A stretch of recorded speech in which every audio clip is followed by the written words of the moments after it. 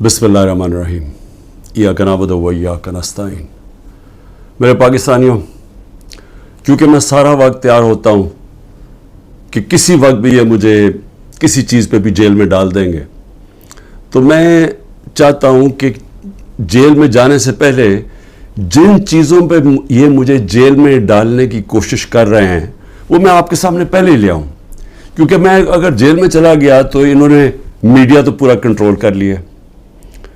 जो बड़े बड़े लोग थे जो मीडिया की आज़ादी के जिहादी बने हुए थे, वो आज चुप करके बैठे हुए हैं और आराम से एक सरकारी मीडिया बन चुके हैं सारी प्राइवेट चैनल्स।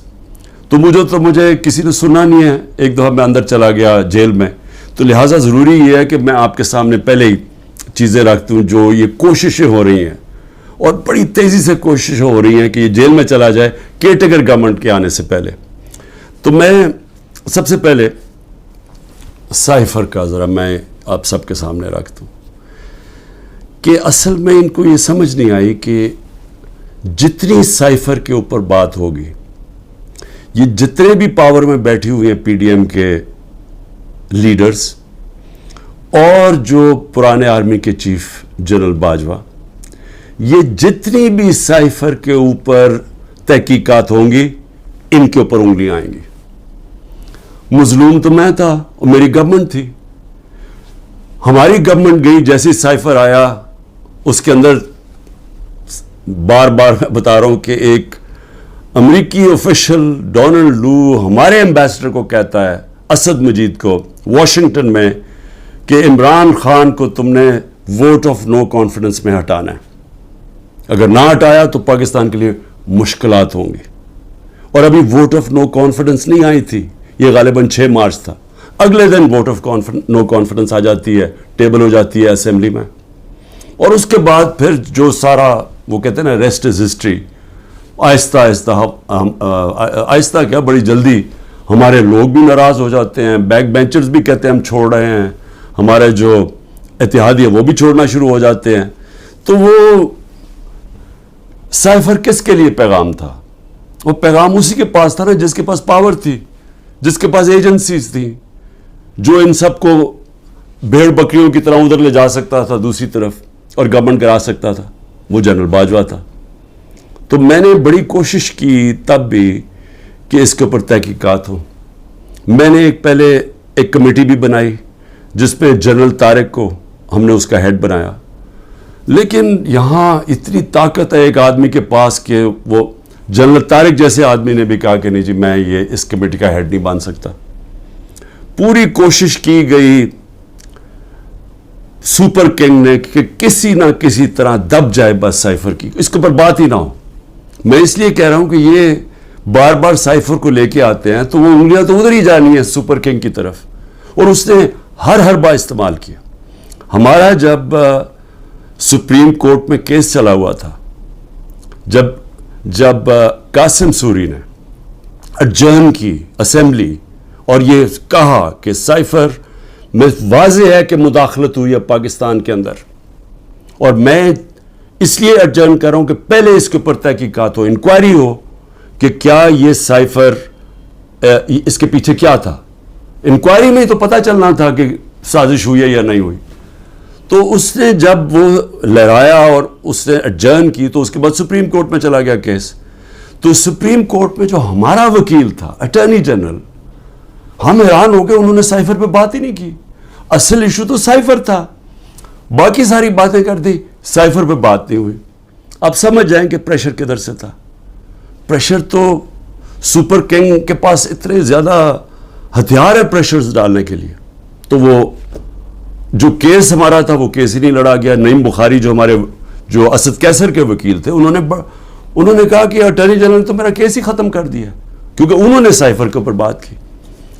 तो ये जो इसको खुफिया रखने की कोशिश की गई, वो कोशिश कर रहे थे जिनको पता था कि तहकीकात से इनके ऊपर उंगलियां आनी है। मैं कोशिश करता रहा कि इसके ऊपर इंक्वायरी हो। जिस तरह मैंने कहा पार्लियामेंट ने कमेटी बनाई, उसको उन्होंने जनरल तारिक को भी भगा दिया। फिर चीफ जस्टिस साहब को میں نے لیٹر لکھا, سائفر بھیجا کہ اس کے اوپر انکوائری ہونی چاہیے, نہیں ہوئی. تو اب یہ جو انکوائری کرنا چاہتے ہیں ایف آئی اے, میں صرف سوال یہ پوچھتا ہوں کہ پہلے تو مجھے یہ بتائیں, مجھے بلا تو لیا آپ نے انکوائری کے لیے, لیکن مجھے یہی نہیں پتا کہ میرے سے کس چیز کی انکوائری کرنی چاہتے ہیں آپ, تاکہ میں تیاری کر کے آؤں. لیکن میں ایف آئی اے کو بھی یہ کہنا چاہتا ہوں کہ یہ آپ کے پے گریڈ سے زیادہ اوپر بات ہے. آپ کے رانا ثناء اللہ جو انٹیریئر منسٹر ہے, جو آپ کے اوپر ہے, وہ تو کہہ بیٹھا کہ عمران خان کو جیل میں ڈالنا ہے. وہ ابھی کوئی انکوائری کا مجھے بھی نہیں پتا. ابھی تو ہمیں 164 کا بیان بھی ہمارے سامنے نہیں آیا. ابھی تو نیوز آئٹمز آ رہی ہیں نا کہ جی اعظم خان نے یہ کہہ دیا. ہمارے سامنے تو ابھی کچھ نہیں آیا, کیونکہ میں نے اپنے وکیلوں سے پوچھا تو کسی کی وکیل کو بھی پتا نہیں کہ وہ کون سا بیان ہے اعظم خان کا جو 164 پہ آتا ہے. یہ تو نیوز آئٹمز آ رہی ہیں. تو ابھی سے ہی وہ کہنا شروع ہو گیا ہے کہ جی اس نے جیل میں جانا ہے جو ایف آئی اے کا ہیڈ ہے. تو ایف آئی اے کی کیا حیثیت رہ گئی؟ تو ہمیں تو پتا انہوں نے کیا کرنا ہے, لیکن قوم کو پتا ہونا چاہیے کہ یہ اتنا بڑا ظلم ہوا اس ملک کے ساتھ, جو انہوں نے جو گورنمنٹ گرائی ہماری, جو میں نے آپ کو بتایا بھی کہ آئی ایم ایف کی صرف آپ رپورٹ پڑھ لیں کہ انہوں نے بتایا کہ انہوں نے یہ جو منی لانڈررز تھے اور این آر او والے یہ جو لیڈرز تھے, انہوں نے آ کے پاکستان سے 14 مہینے میں کیا اور عوام کو کتنی تکلیف ہوئی, کتنی تکلیف سے عوام گزر رہی ہے, اور مزید اور آگے تکلیف آنے والی ہے. ایک وہ گورنمنٹ جس کی بہترین پرفارمنس تھی, اور وہ صرف اور صرف, اب ضرورت نہیں ہے آپ آئی ایم ایف کا ہی پڑھ لیں نا, آئی ایم ایف تو ہمارے نیچے نہیں ہے, اکنامک سروے پڑھ لیں جو کہ انہوں نے شائع کیا, تو وہ تو اب واضح ہے کہ ایک حکومت جو بہترین پرفارمنس دے رہی تھی, جو لوگوں کے حالات بہتر کر رہی تھی, روزگار بڑھتا جا رہا تھا. فیصل آباد کے اندر ٹیکسٹائل کے ورکرز نہیں مل رہے تھے, یعنی دور سے وہ ٹیکسٹائل والے ہمیں کہتے تھے کہ ہم سکول کھولنا چاہتے ہیں, ہمارے پاس ورکرز کم ہو گئے ہیں, جو ہماری سب سے بڑی ایکسپورٹ ہے ٹیکسٹائلز کی.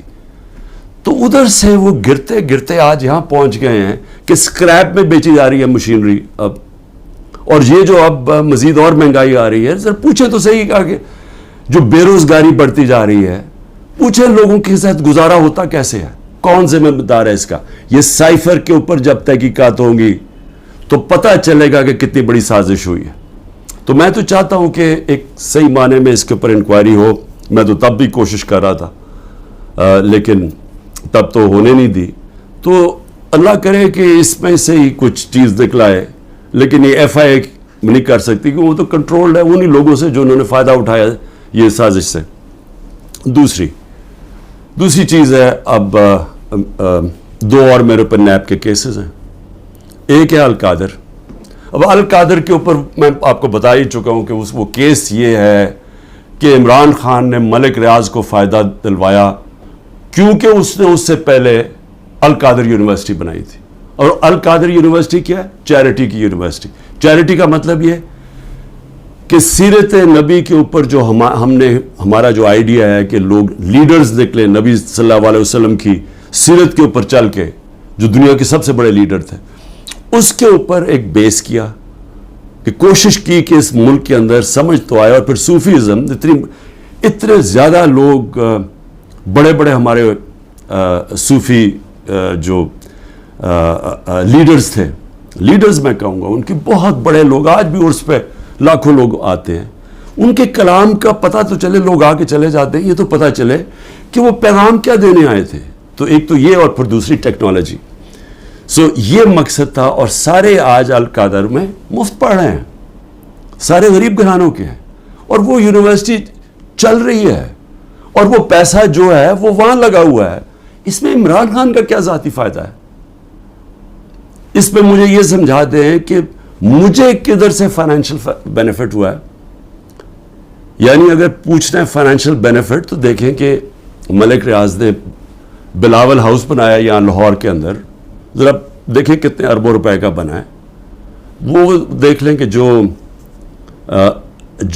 لنڈن کے اندر جو ملک ریاض کا 190 ملین پاؤنڈ آیا, جو آج سپریم کورٹ میں پڑا ہوا ہے, تو اس میں سے 50 ملین پاؤنڈ انہوں نے گھر خریدا ہے لنڈن میں حسن شریف سے, نواز شریف کے بیٹے سے. یہ پوچھیں کہ 18 ارب روپیہ کم از کم 17-18 ارب روپیہ ہے. 18 ارب روپے کا نواز شریف کے بیٹے کے پاس پیسہ کدھر سے آیا گھر خریدنے کا؟ کیا اس لیے وہ بھاگ گئے تھے باہر؟ جب نیب نے ان کو بلایا اور پوچھ رہا تو دونوں بیٹے باہر بھاگ گئے کہ جی ہم پاکستان کے شہری نہیں ہیں. اس کے اندر وہ پوچھا کسی نے ان سے؟ اور پیسہ بھی یہاں پڑا ہے. اگر وہ کہتے ہیں غلط مت میں آ گیا وہ گورنمنٹ آف پاکستان میں، بھئی آپ پیسہ پڑا ہوا ہے سپریم کورٹ میں، آپ انہیں کہیں کہ وہاں ادھر ٹرانسفر کر دیں، لیکن ثابت کرنا پڑے گا کہ کیا یہ پیسہ منی لانڈرنگ کا تھا یا نہیں. وہ پاکستان گورنمنٹ کو اور برطانیہ میں ثابت کرنا پڑے گا. تو ہمارے پاس بھی یہی چوائس تھی، ہم نے پیسہ منگوا لیا، پیسہ یہاں پڑا ہے، تو چوری کدھر ہے اس میں؟ یہ القادر. دوسرا توشہ خانہ. اب توشہ خانہ کا ذرا سمجھ جائیں وہ توشہ خانہ ہے کیا. یہ لوگوں کو ہے جی پتہ نہیں کیا اتنا بڑا اس کو بنا دیا. 70 سال سے توشہ خانہ کے اندر وہی قانون چلتے آ رہے تھے. جو بھی آپ کو گفٹ ملتی ہے، اور وہ یاد رکھیں پرائم منسٹر کو نہیں ملتی، پریزیڈنٹ کو ملتی ہے، آرمی چیف کو ملتی ہے، وزیروں کو ملتی ہے، پرائم منسٹر کا جو ملٹری سیکرٹری ہے اس کو ملتی ہے. یہ جب جاتے ہیں باہر تو یہ گفٹس ملتی ہیں. قانون سب کے لیے ایک ہے. جب سے 70 سال سے ایک ہی قانون ہے کہ وہ جا کے وہ فورن آفس میں آتی ہیں، وہ جا کے دیتے ہیں کیبنٹ سیکرٹری کو، کیبنٹ سیکرٹری آگے ایویلویشن کے لیے FBR کو بھیج دیتا ہے.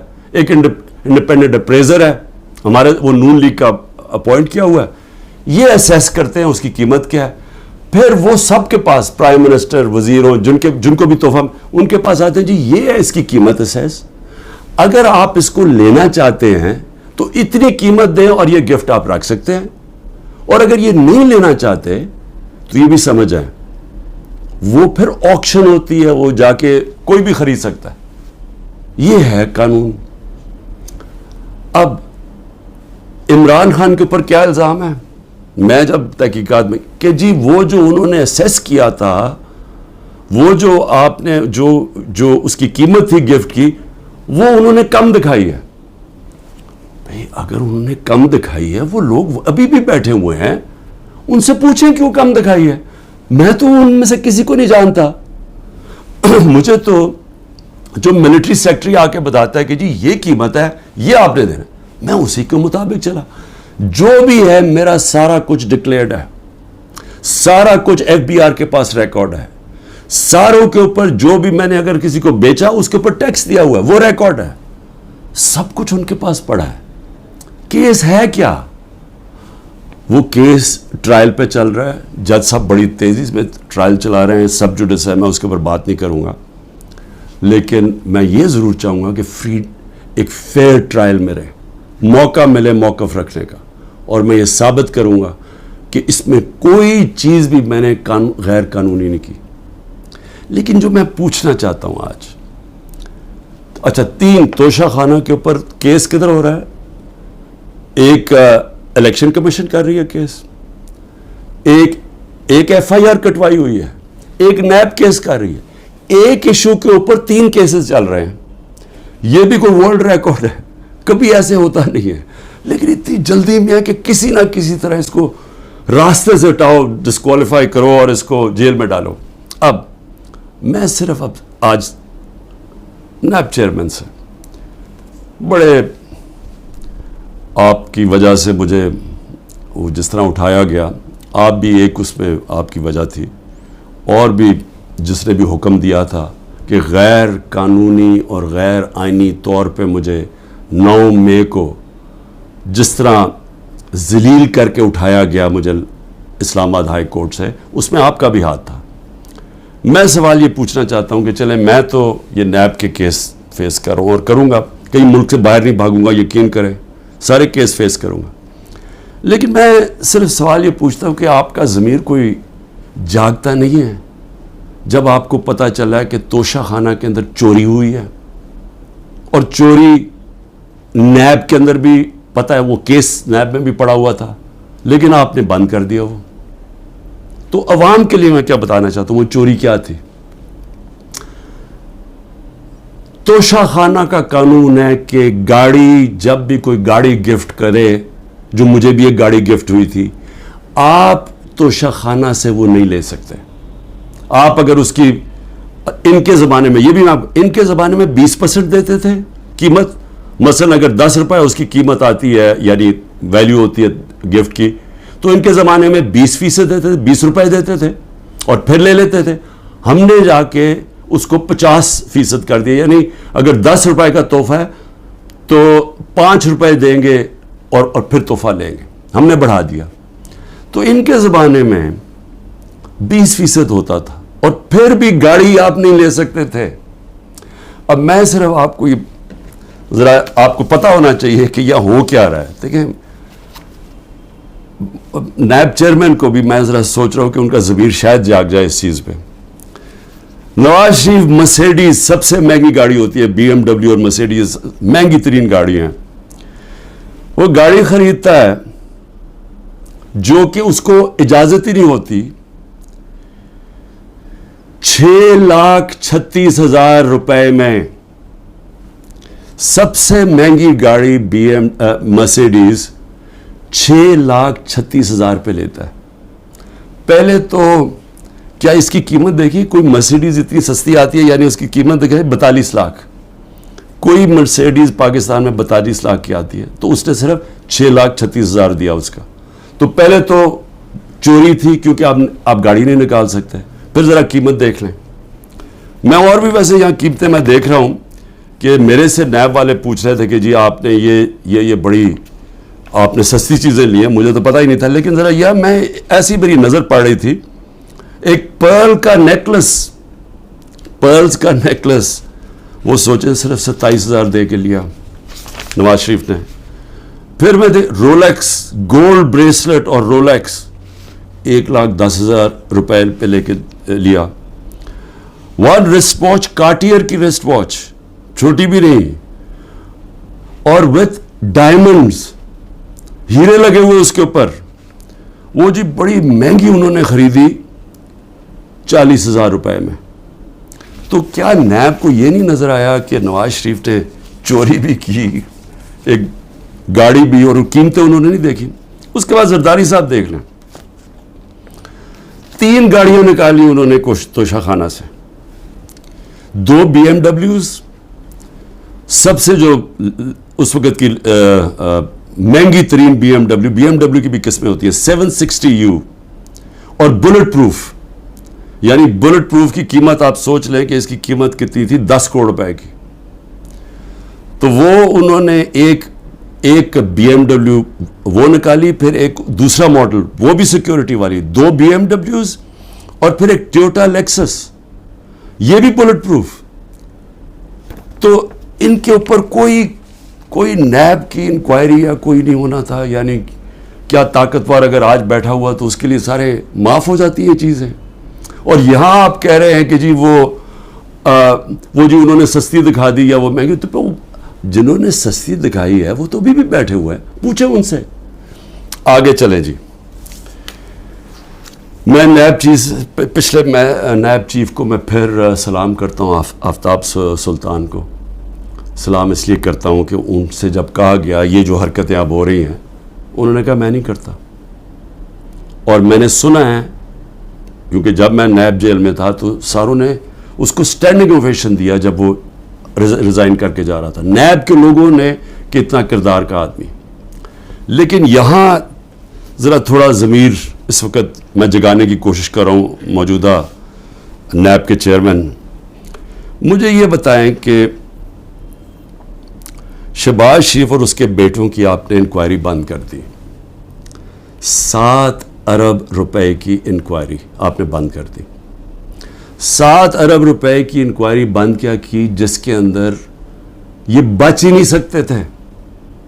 کیا کیا انہوں نے, یہاں سے یہ پیسے بھیجتے تھے باہر, یہاں سے ہنڈی حوالے سے باہر پیسے بھیجتے تھے, چوری کا پیسہ, ادھر سے ریمٹنسز دکھا دیتے تھے. یہ قانون نواز شریف نے بنایا تھا 1992 میں کہ اگر باہر سے پیسہ آئے تو کوئی سوال نہیں پوچھ سکتا کہ جی وہ پیسہ کدھر سے آیا, کس نے بھیجا پیسہ, نو کوسچنز آسکڈ. یہ منی لانڈرنگ کے لیے خاص قانون بنایا تھا انہوں نے. ہدایبہ پیپر مل کیا تھا, وہ پہلا آج سے 20-24 سال پہلے وہ ہدایبہ پیپر مل میں اسی طرح یہ کر رہے تھے کہ اس کے نام پہ پیسہ باہر بھیجتے تھے پہلے چوری کر کے, اور وہاں کوئی قاضی فیملی لندن میں بیٹھی, ان کے اکاؤنٹس میں پیسہ گیا. ادھر سے انہوں نے دکھایا کہ جی ہم نے ریمیٹنسز بھیجی ہیں, اور ریمیٹنس کا کوئی سوال ہی نہیں پوچھ سکتا تھا. جو باہر سے پیسہ آتا تھا سوال ہی نہیں پوچھ سکتا تھا. تو یہاں سے باہر پیسہ چوری کر کے بھجوایا, وہاں سے جس پیسے کی ضرورت تھی وہ انہوں نے ریمیٹنس کے نام پہ لے لیا, اور کوئی سوال نہیں پوچھتا. تو یہ جو شہباز شریف کا سارا پیسہ یہ جو آیا ہے, اس کا زیادہ تر پیسہ جو اس کی دولت میں اضافہ ہوا ہے, انہوں نے پوچھا نا نیب نے کہ جی اضافہ کدھر سے ہوئے, جی ریمیٹنسز آئی ہیں. 90% انہوں نے دکھایا یہ جس طرح کہ جی وہ فلانے نے پیسہ بھیجا. جب انہوں نے چیک کیا وہ کون تھا, ایک کوئی پاپڑ والا تھا جو پاپڑ بیچتا تھا, اس نے کوئی کروڑ روپیہ بھیج دیا ان کے اکاؤنٹس میں. پھر دوسرا ایک اور کوئی چینی والا, اس طرح کے لوگ تھے جو کبھی پاکستان سے بھی باہر گئے, ان کے پاسپورٹ پکڑے, ان کے نام پہ پیسے بنے. یہ اوپن اینڈ شٹ کیس تھا. لیکن چیئرمین نیب صاحب نے اپنی کوئی سوچا ہوگا, کیس ختم کر دیے. پھر اگلا سنیں ذرا. ہاں میں ایک چیز بھول گیا, مریم نواز بھی, انہوں نے BMW لی, کوئی مڈل ایسٹ سے کسی ان کو تحفہ ملا. توشہ خامنہ میں نہیں بتایا کہ وہ آیا باہر سے تحفہ. جو بھی آپ کو باہر سے تحفہ ملتا ہے آپ کو ڈکلیئر کرنا پڑتا ہے, اور وہ جاتا ہے توشہ خانہ میں. انہوں نے توشہ خانہ میں نہیں دیا, اور اسی کو گاڑی کو پھر استعمال کر کے آگے بیچ دیا, اور بڑے نفع کے اوپر. یہ بھی سیدھی چوری ہے. اس کے اوپر بھی کوئی کسی نے بات نہیں کی, کوئی نیب کو کوئی کھٹکا نہیں ہوا کہ کچھ غلط ہو رہا ہے. پھر آگے چلیں. 16 ارب روپے کے FIA کے کیس. اب FIA سے میں مل رہا ہوں, انشاءاللہ ان سے پوچھوں گا کہ کیا جب ڈاکیومنٹری ایویڈنس تھی کہ یہ نوکروں کے نام پہ پیسہ آتا تھا اور ادھر سے شریف خاندان کے یہ ان کے بیٹوں کے اکاؤنٹس میں چلا جاتا تھا 16 ارب روپے, جس میں مقصود چپراسی بھی تھا, تو کیا وہ کیس بند کر دیا؟ سوچا نہیں کہ 16 ارب روپیہ کوئی چھوٹی رقم نہیں ہے. تو اس کے اوپر کوئی فکر نہیں ہوئی آپ کو کہ پوری تحقیقات ہوئی, اتنی فائلیں پڑی ہیں, ساری ڈاکیومنٹس پڑی ہوئی ہیں, کوئی آپ نے نہیں دیکھا کہ وہ ڈاکیومنٹس دیکھ لیں. وہ تو لوگ, مقصود چپراسی تو بیچارہ ہارٹ اٹیک سے گیا, ڈاکٹر زوان بھی ہارٹ اٹیک سے گیا, ایک اور گواہ ہارٹ اٹیک سے گیا. تو کوئی فکر نہیں ہے کہ ڈاکیومنٹس بھی پڑی ہوئی ہیں, ان کے اوپر FIA کو انویسٹیگیٹ کرے. نہیں, کیونکہ یہ آپ قانون کے اوپر ہیں لوگ, ان کو یہ چوری بھی کریں سب کچھ معاف ہے. پھر آگے چلیں. آصف زرداری, اچھا, اور مریم کے 4 لندن کے فلیٹ. یہ بھی ایک بہت بڑی ساری میری قوم کے لیے ذرا سن لیں کہ 4 فلیٹ لندن کے نواز شریف نے جب پینما پیپرز میں پکڑے گئے, انکشاف ہو گیا انٹرنیشنل 2016 میں, تو نواز شریف نے اسمبلی میں جا کے کہا کہ ہاں یہ ہمارے ہیں, اور یہ ہیں وہ دستاویز جو ثابت کرتے ہیں ہمارے, وہ جھوٹ نکلے. پھر عدالت میں کیس چلا گیا, وہاں انہوں نے قطری خط لے آئے سامنے, وہ بھی مزاحیہ تھا, انہوں نے مذاق اڑایا اس کا. اس کے بعد ایک وہ مریم اور اس کے بھائی حسین کے بیچ میں ایک کانٹریکٹ سائن دکھاتے ہیں کہ جی ٹرانسفر ہوا ہے فلیٹ 2006 میں, اور جس میں وہ سائن کیا, جو فونٹ تھی جس میں وہ ٹائپ آؤٹ ہوا, وہ ابھی آئی نہیں تھی فونٹ, وہ اگلے سال آئی. سیدھا عدالت میں جھوٹ بولا گیا, فراڈلنٹ کانٹریکٹ دکھایا گیا. ابھی تک وہ یہ نہیں بتا سکے کہ یہ 4 مہنگے ترین لندن میں محلات کہ ان کا پیسہ آیا کدھر سے, ابھی تک کچھ نہیں. لیکن جج صاحب نے پوچھا نیب سے کہ جی بتائیں, وہ تو کہتے ہیں ہمارے فلیٹس ہیں, آپ ثابت کر سکتے ہیں؟ نیب نے کہا نہیں جی ہم نہیں ثابت کر سکتے. چلو جی کیس ختم. تو ایک طرف تو یہ ہو رہا ہے. زرداری صاحب پہ آ جائیں. زرداری صاحب تو پہلے مشرف نے جب ان کو معاف کیا ان کی کرپشن, تو اس کے اندر سب سے پہلے تھا جو سرے محل, جس کا بڑا شور مچا. سرے محل کے اندر آپ سب جانتے ہیں کہ انہوں نے ایک بہت بڑا ایک ریل اسٹیٹ لے لی, کتنی ایکڑز کی, انگلینڈ کے اندر سرے میں. وہ اینڈ میں جا کے پاکستان نے وہاں کیس کیا. کیس میں ثابت ہو گیا کہ یہ دکھائی نہیں سکتے تھے ان کے پاس پیسہ ہے. تو جب وہ ثابت ہو گیا کہ ان کے پاس تھا نہیں, وہ بک گئی, اور وہ پیسہ پاکستان آنا تھا. تب تک NRO مل گیا, وہ بھی ہضم ہو گیا. $60 ملین پڑے ہوئے تھے سوئٹزرلینڈ میں, وہاں کیس کیا. وہ آنے والا تھا پاکستان NRO میں، وہ بھی 17 ارب روپیہ وہ بھی ہضم ہو گیا. اس کے بعد پھر شروع ہوا، وہ پھر مشین پھر چلنی شروع ہوگی پیسے بنانے والی. پھر وہ فیک اکاؤنٹس پکڑے گئے، اربوں روپیہ وہی کہ یہاں سے فیک اکاؤنٹ سے پیسہ باہر بھیجا، ادھر سے ریمیٹنسز دکھا کے پاکستان لے لیا اور باقی پیسہ باہر ہی رکھا.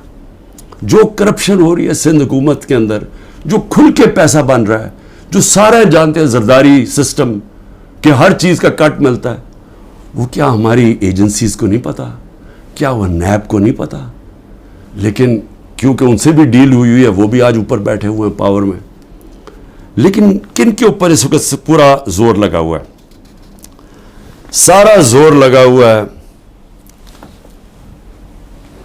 کہ جی کسی نہ کسی طرح عمران خان اور تحریک انصاف کو ختم کرنا ہے. اور ہو کیا رہا ہے کہ مظلوم ہم، یعنی سائفر کے اندر گورنمنٹ میری جاتی ہے اور کیس ہی میرے پر ہو جاتا ہے. 9 مئی کو سپریم کورٹ کہتا ہے کہ غیر آئینی اور غیر قانونی طور پہ مجھے ایک مجرم کی طرح اٹھایا گیا، لیکن میرے اوپر 30 کیس ہو جاتے ہیں. اس کے علاوہ جن لوگوں کو گولیاں ماری سیدھی سیدھی لوگوں کو گولیاں ماری، 69 لوگوں کو، پروٹیسٹرز کو، انہیں کے اوپر کیس کر دیا. ان کی ڈیڈ باڈیز، جو 16 لوگ مرے، جو شہید ہوئے، میں کہتا ہوں انصاف کے لیے کھڑے ہوئے نا انصافی ہو رہی تھی ان کے پارٹی کے چیئرمین سے، ان کو سیدھی گولیاں ماری. ان کے گھروں میں پہنچ گئے کہ تم نے اگر FIR رجسٹر کی تو ہم تمہیں یہ کر دیں گے. وہی جو ضلع شاہ کے گھر پہنچ گئے، جب اس کو قتل کیا گیا تو پولیس کسٹڈی میں اس کو قتل کیا گیا، میرے اوپر 302 قتل کا پرچہ کر دیا. اور پھر اس کے ماں باپ کے پاس پہنچ گئے کہ آپ نے دیکھیں اس کی بات نہیں کرنی، اور ان کو چپ کرا دیا. تو پہلے لوگوں کے اوپر ظلم کرتے ہیں، پھر انہی کے اوپر کیسز کر دیتے ہیں. جو ایک لڑکا بیچارہ شہید ہوا، وہ بھی پروٹیسٹر تھا، پیسفل، پرامن، اس کو گولی ماری، شہید ہو گیا. اس کے قتل کا کیس اعجاز چودھری اور میاں محمود رشید کے اوپر ڈال دیا. یعنی اپنا ہی انہوں نے کارکن قتل کر دیا. اب میں صرف اپنی قوم سے یہ کہنا چاہتا ہوں کہ دیکھیں، میں پھر سے کہتا ہوں، قومیں چلتی ہیں انصاف کے اوپر، اخلاقیات کے اوپر، امر بالمعروف کے اوپر. قومیں چلتی ہیں جب ایک حکومت کی کریڈیبلٹی ہوتی ہے. جب حکومت اپنی کریڈیبلٹی اس لیے رکھتی ہے کہ حکومتیں ڈنڈے سے نہیں چلائی جاتی، کیونکہ انسانی معاشرے میں آپ اپنی عزت کرواتے ہیں، اپنی پرفارمنس سے، اپنی ایمانداری سے، اپنی اخلاقیات سے قوم آپ کی عزت کرتی ہے. جمہوریت کے پاس فوجیں نہیں ہوتی، جمہوریت کے پاس اخلاقیات ہوتی ہے. اس لیے برطانیہ میں جدھر سے ہم نے ڈیموکریسی لی ہے، اگر ان کا پرائم منسٹر ایک چھوٹا سا قانون توڑتا ہے کہ جی کرونا میں آپ نے لوگوں کے ساتھ اکٹھے نہیں ہونا، یعنی آپ نے کوئی گیٹ ٹوگیدر نہیں کرنی، وہ اپنے آفس کے باہر گیٹ ٹوگیدر کرتا ہے، اس کے اوپر پرائم منسٹر کو نکال دیتے ہیں. ان کی اخلاقیات کا معیار دیکھیں. ان کے وہ ایک ہیرلڈ میکملن پرائم منسٹر جھوٹ بولتا ہے، جھوٹ پکڑا جاتا ہے، اس کو نکال دیتے ہیں. یا سارا حکومت ہی جھوٹ پہ چل رہی ہے، کیسز ہی سارے جھوٹ. 180 کیسز کر دیے. کیا کوئی مانتا ہے پاکستان میں کہ یہ ایک آدمی نے 70 سال کی عمر تک کوئی ایک جرم نہیں کیا اور ایک دم چند مہینے میں 180 کیس ہو گئے؟ کوئی مانے گا یہ؟ لیکن ان کو کوئی شرم ہی نہیں ہے. کیا یہ مانے گا کہ میاں محمود اور اعجاز چودھری نے اپنے کارکن کو گولی مار دی ہے؟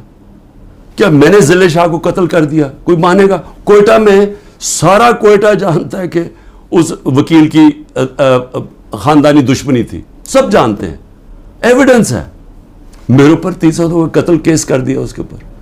اور یہ جو سائفر ہے، ہماری گورنمنٹ گرتی ہے اور کیس ہی ہمارے پہ کر دیتے ہیں.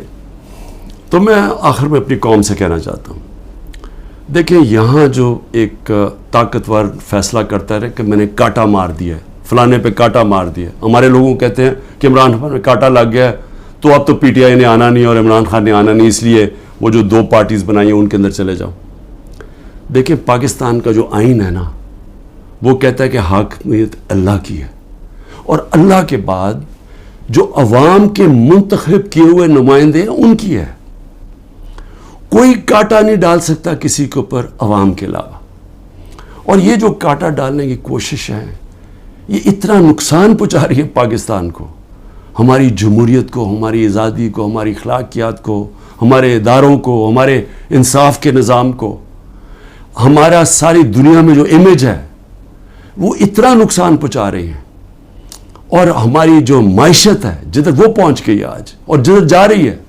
تو میری صرف ریکویسٹ یہ ہے اپنی قوم کو کہ دیکھیں میں اگر جیل میں بھی جاتا ہوں نا آپ نے جد و جہد کرتے رہنا ہے. اور میں ہمیشہ 27 سال سے کہتا ہوں پرامن جد و جہد. لیکن یہ آپ کے لیے اتنا ضروری ہے کیونکہ یہ جو ساری سٹرگل کر رہا ہوں اپنی ذات کے لیے نہیں کر رہا. اگر ذات کے لیے کر رہا ہوتا تو میں بڑی پہلے چھوڑ چکا ہوتا. کون اپنی زندگی کو داؤ پہ لگاتا ہے؟ کون کسی کے اوپر 2 دفعہ قاتلانہ حملے ہوتے ہیں اور وہ پھر بھی لگا رہتا ہے؟ یا جیل کے اوپر سارے اکٹھے ہوئے ہیں جس آدمی کے اگینسٹ، وہ کیوں کھڑا ہے؟ کیونکہ میں اس کو سیاست نہیں سمجھ رہا، اس کو عبادت سمجھتا ہوں. ساری دنیا کی تاریخ میں آزادی کے لیے اپنی لوگوں نے جد و جہد کی، اپنی جانیں قربان کی ہیں. کیونکہ اللہ جو اپنی آزادی کے لیے جد و جہد کرتا ہے اور انصاف کے لیے، اس کو اگر وہ مرتا ہے تو اس کو شہید کہتا ہے. اللہ بہت بڑا رتبہ ہے. میں اپنی قوم کو بھی کہہ رہا ہوں کہ اس میں آپ کا مستقبل ہے، آپ کی حقیقی آزادی میں. یہ جو نظام اگر یہ چلتا رہا، پاکستان چھوڑیں، کسی ملک کا کوئی مستقبل نہیں ہے. پاکستان زندہ باد.